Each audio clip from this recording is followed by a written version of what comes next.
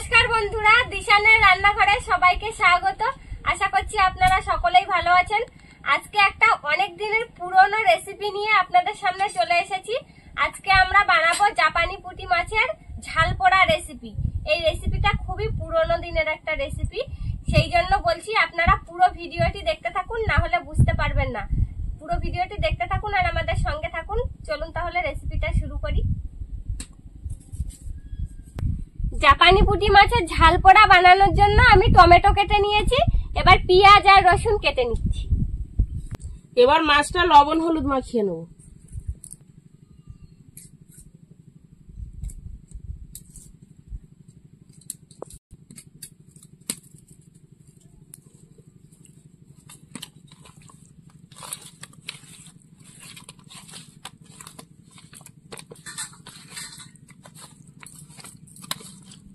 মাছটা ভাজা করার জন্য আমি কড়াইতে তেল দিয়ে দেবো।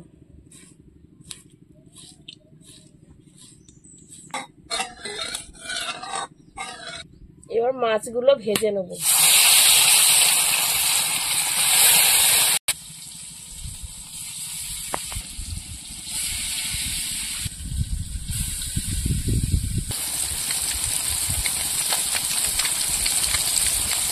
মাছটা ভাজা হতে হতে আমি লঙ্কাটা পুড়িয়ে নেব। মাছের কড়াইটা একটু তুলে নেব, ওই ঘুটের আগুনটা বের করবো। কাটছিলাম, কাঠি দিয়ে আগুন হবে না একটা? হ্যাঁ, ওর মধ্যেই হবে। দাও লঙ্কা দাও। বাবা কি ধোয়া! ওই আগুনের ওপরেই দাও, দিয়ে পুড়িয়ে নাও। লঙ্কাগুলো আজকে পুড়িয়ে নিয়েই বাটবো। একটা ঘুটের আগুন তুলেছি, তাতেই লঙ্কাগুলো কত সুন্দর পোড়া হয়ে যাচ্ছে। লঙ্কা পোড়ার একটা দারুণ ফ্লেভার। দেখুন লঙ্কাগুলো পুড়িয়ে নিয়েছি। এবার পেঁয়াজ রসুন একসঙ্গে বেটে নেব।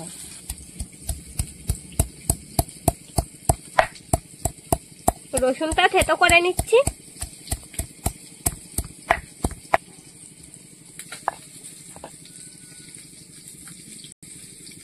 এবার পেঁয়াজ বেটে নেব।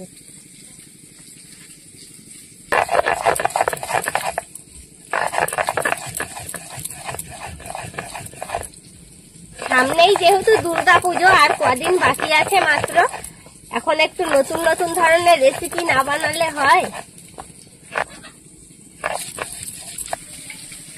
তাই ভাবলাম আপনাদের সঙ্গে একটা পুরোনো দিনের রেসিপি শেয়ার করি। এবার এই যে লঙ্কাগুলো পুড়িয়ে নিয়েছিলাম, এই লঙ্কাগুলো এবার জিরে দিয়ে একসঙ্গে বাটবো।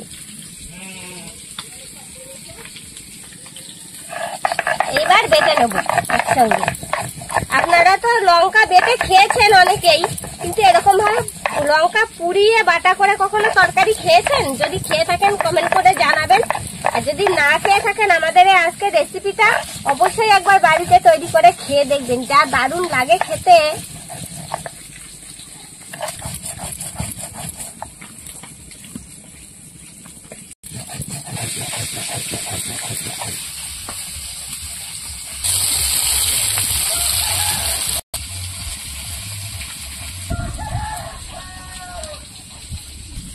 মাছগুলো ভাজা হয়ে গেছে, তুলে নেবো। আর বাকি মাছগুলো এভাবে ভেজে নেবো।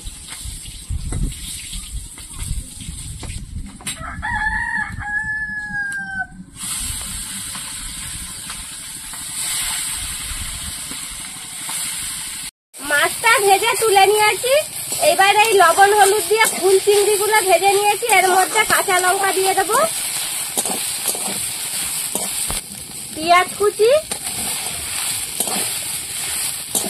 আর রসুন। এবার একসঙ্গে ভালো করে ভেজে নেব। আজকে জাপানি পুঁটি মাছের ঝাল পোড়া রেসিপি, আর তার সঙ্গে ফুল চিংড়ি বাটা করব। সেই জন্য চিংড়ি মাছটা প্রথমে করে নিচ্ছি। আমি এদিকে বাটতে থাকবো আর মা ততক্ষণে রান্নাটা করবে। চিংড়ি মাছটা ভাজা হয়ে গিয়েছে, এবার নামিয়ে নেব। শিলের উপরে নামিয়ে নিচ্ছি, একেবারে বাটবো। চিংড়ি মাছ ভাজাটা তুলে নিয়েছি আর তার সঙ্গে ভাজা লঙ্কা আর লবণ নিয়ে নিয়েছি। এবার সবকিছু একসঙ্গে ভালো করে বেটে নেব।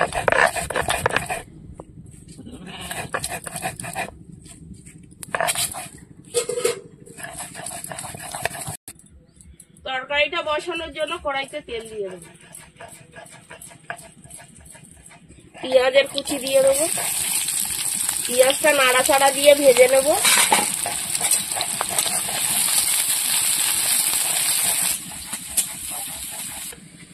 বাটা হয়ে গিয়েছে, এবার এর মধ্যে বেশি করে সরষের তেল দিয়ে দেবো।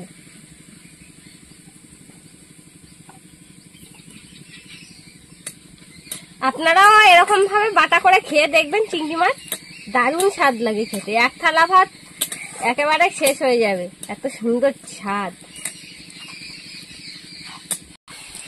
পেঁয়াজটা লাল হয়ে গেছে, এবার এর মধ্যে পেঁয়াজ বাটা দিয়ে দেবো, রসুন, টমেটোর কুচি, এবার এগুলো একসঙ্গে ভেজে নেব। পোড়া লঙ্কা আর জিরে বাটা অর্ধেকটা দিয়ে দেবো।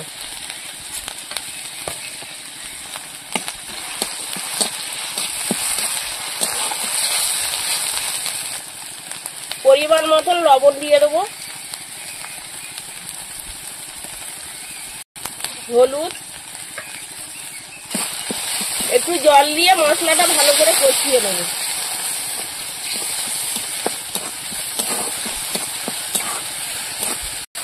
মশলাটা কষানো হয়ে গেছে, এবার জল দিয়ে দেবো।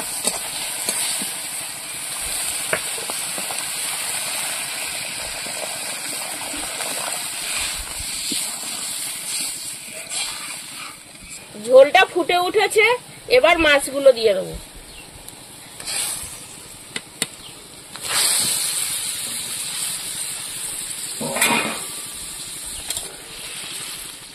এবার কিছুক্ষণ তরকারিটা ফুটিয়ে নেব।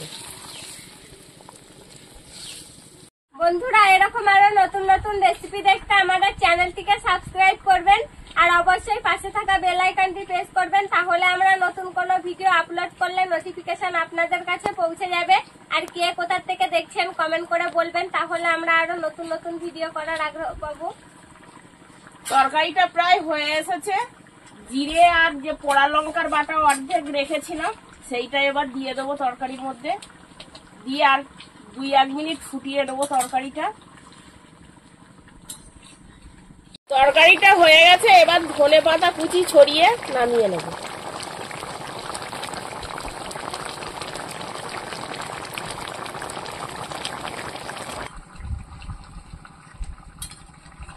হয়ে গেছে, নামিয়ে নেব। তরকারির কালারটা কিন্তু খুব সুন্দর দেখাচ্ছে।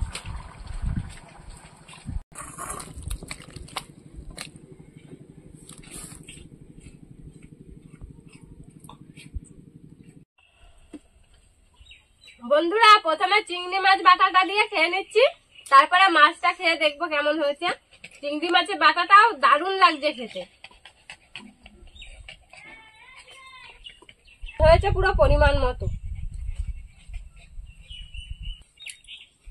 ঝালটা হয়েছে বলেই ভালো লেগেছে, স্বাদটাও এসছে ভালো। এবার তরকারিটা খেয়ে দেখবো কেমন হয়েছে।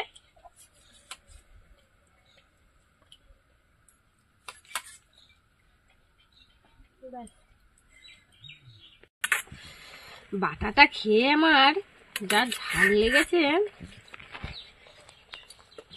লেগেছে বলেই সুন্দর হয়েছে। এবার ঝাল করা দেখো।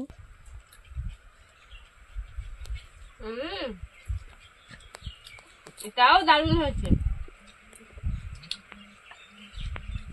সত্যি। বন্ধুরা, আপনারা না খেলে বুঝতে পারবেন না যে কতটা সুন্দর হয়েছে, খুব সুন্দর লাগছে খেতে। আপনারাও বাড়িতে তৈরি করে খেয়ে দেখবেন। আমাদের আজকের পুরো ভিডিওটা দেখার জন্য ধন্যবাদ। ভালো লাগলে লাইক কমেন্ট শেয়ার করবেন। আবার ফিরে আসবো নতুন একটা রেসিপি নিয়ে। সবাই ভালো থাকবেন, সুস্থ থাকবেন।